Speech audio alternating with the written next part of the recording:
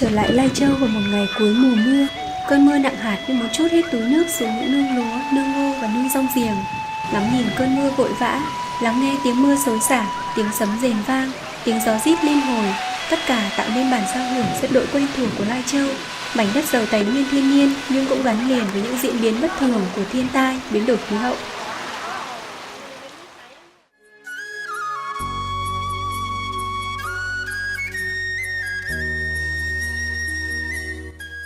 Núi đất cao và dốc là nét đặc trưng của địa hình Lai Châu.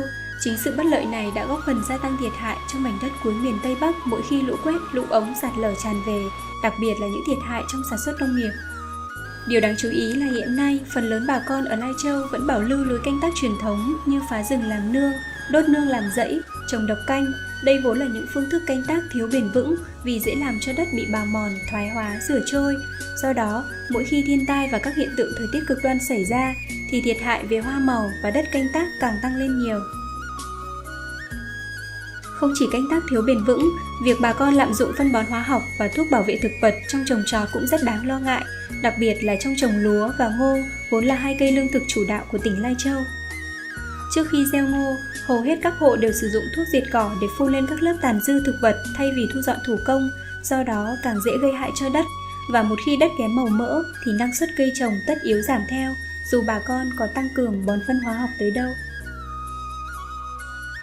Có thể nói, nỗi lo về đất ngày một cằn cỗi đồng nghĩa với nguồn thu từ ngô, lúa sụt giảm, khiến không ít bà con ở xã Bản Lang, huyện Phong Thổ, tỉnh Lai Châu trăn trở. Trong đó có gia đình anh Lò Văn Vinh ở bản Hợp 2, xã Bản Lang. Đây cũng là lý do thôi thúc anh Vinh tham gia mô hình canh tác ngô bền vững trên đất dốc được triển khai tại xã Bản Lang từ tháng 4 năm 2015.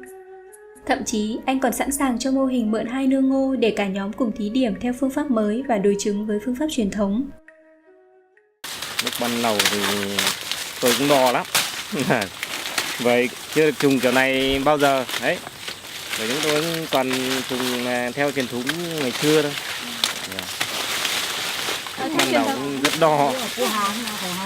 Thế còn bây giờ thì sao ạ? Bây giờ đã đến thu hoạch rồi. Bây giờ đến lúc thu hoạch thì hôm nọ tôi thu thử 2 mét vuông đằng này, xong 2 mét vuông trùng kiểu truyền thống ấy. Thì thấy đằng này năng suất hơn, trùng kiểu đằng kia thì được 6 lạng dưới 1 mét vuông thôi, mà đằng này được 9 lạng dưới, thì thành ra là nó cũng vượt nếu mà mình trùng nhiều thì nó cũng vượt tầm mấy cân, một nấy. Được biết, ngoài Bản Lang, mô hình canh tác ngô bền vững trên đất dốc còn được triển khai tại 5 xã phường thuộc các huyện, thị trấn của Lai Châu. Mô hình do Dự án Biến đổi khí hậu và các dân tộc thiểu số miền núi phía Bắc Việt Nam phối hợp với Hội Nông dân Lai Châu thực hiện. Ngô ở các mô hình này đều được trồng xen với nhiều loại cây khác nhau như đậu tương, lạc, bơ, gỗ lát, cỏ voi. Trong đó, riêng tại Bản Lang, ngô được trồng xen với gỗ lát và đậu tương. Việc thực hiện kỹ thuật trồng xen không chỉ giúp che phủ, bảo vệ đất mà còn hạn chế xói mòn, sâu bệnh và góp phần gia tăng nguồn thu cho bà con. Ngoài ngô là cây trồng chính, bà con có thể phụ thu thêm đậu tương và về lâu dài là nguồn thu từ gỗ lát. Đối với cái kỹ thuật canh tác mới này thì việc trồng xen cây họ đậu giữa các hàng ngô này cũng giúp cải tạo đất. Tại vì cây họ đậu là cái cây mà có thể tổng hợp đạm. Khi mà trồng xen này thì khi mình nhổ thu hoạch đậu đi thì cái bộ rễ, đồng thời cái lượng đạm mà cái đầu cố định lại sẽ bồi hoàn lại cho đất. Khi mà mình trồng cái trồng xen này thì là sẽ bớt được cỏ đi rất nhiều, giảm cái công làm cỏ. Đồng thời là cũng giảm được một số loài sâu bệnh. Tại vì là khi mà dồn hàng thì cái ánh sáng nó chiếu vào thì sẽ vào cây ngô sẽ nhiều hơn. Cái hiện tượng xói mòn rửa trôi nó cũng giảm đi rất là nhiều. Trên thực tế, mô hình canh tác ngô bền vững trên đất dốc từng được áp dụng thí điểm tại một số xã thuộc huyện Tam Đường, tỉnh Lai Châu từ năm 2013-2014. Nhưng về sau mô hình không được tiếp tục duy trì do bà con e ngại khâu kỹ thuật tốn nhiều công hơn và do họ khó có điều kiện trao đổi trực tiếp với cán bộ kỹ thuật dự án. Tuy nhiên, với mô hình canh tác ngô bền vững do Dự án Biến đổi khí hậu và các dân tộc thiểu số miền núi phía Bắc Việt Nam triển khai, dự án tiến hành lựa chọn những cán bộ hoặc đại diện nông dân có năng lực và tâm huyết nhất tại xã để đào tạo họ trở thành tập huấn viên của bản. Các tập huấn viên đều được cử đi đào tạo dài ngày tại Đại học Tây Bắc nhằm vừa bổ túc kiến thức, vừa học cách truyền đạt hiệu quả cho bà con. Thực ra ở trên địa bàn mình thì trước giờ thì chưa có hình thức nào dùng về địa phương. Nhưng tuy nhiên là có một cái ưu điểm rất lớn ấy, của cái phương pháp là dùng cái địa phương là cái tin tưởng.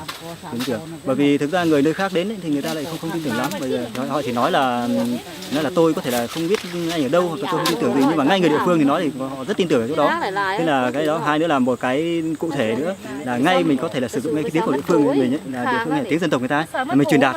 Hai nữa là mình lấy luôn cái ví dụ thực tế ở địa phương mình ấy, thì điều đó là bà con là rất tin tưởng và rất tốt, nên là cái dễ dàng họ đi nghe theo. Thực ra lúc đầu thì bà con không tin tưởng đâu, đấy, nhưng vẫn còn chút nghi ngờ. Thế nhưng mà đến như giờ phút này đây thì bà con cảm thấy là phấn khởi rồi. Không chỉ riêng bà con ở bản Hợp 2 mà chính quyền xã Bản Lang cũng đã thực sự tin tưởng vào lợi ích của mô hình.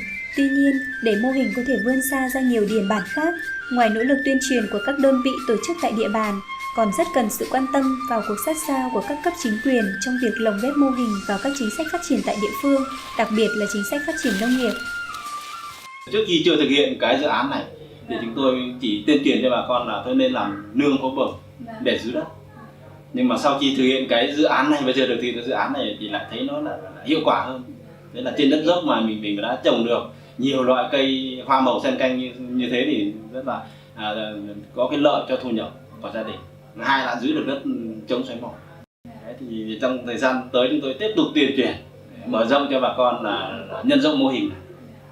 Vâng, báo cáo đồng chí là cái hiệu quả của cái dự án mang lại thì đã rõ nét rồi, đó là các cái mô hình thực tế của bà con đã biết là sản xuất canh tác theo cái phương pháp cải tiến, như rồi cái sản xuất nông nghiệp bền vững và cái hiệu quả rất là cao. Chúng tôi đã có cái cuộc mà đánh giá qua các cái mô hình hội thảo để nhân rộng mô hình. Thế thì với mong muốn của cấp hội là cũng mong được cấp ủy chính quyền là đưa cái chính sách này lồng ghép chung với lại vào cái chính sách phát triển kinh tế xã hội của địa phương để làm sao mà tỉnh sẽ có cái chương trình hành động có biến đổi khí hậu được tốt hơn.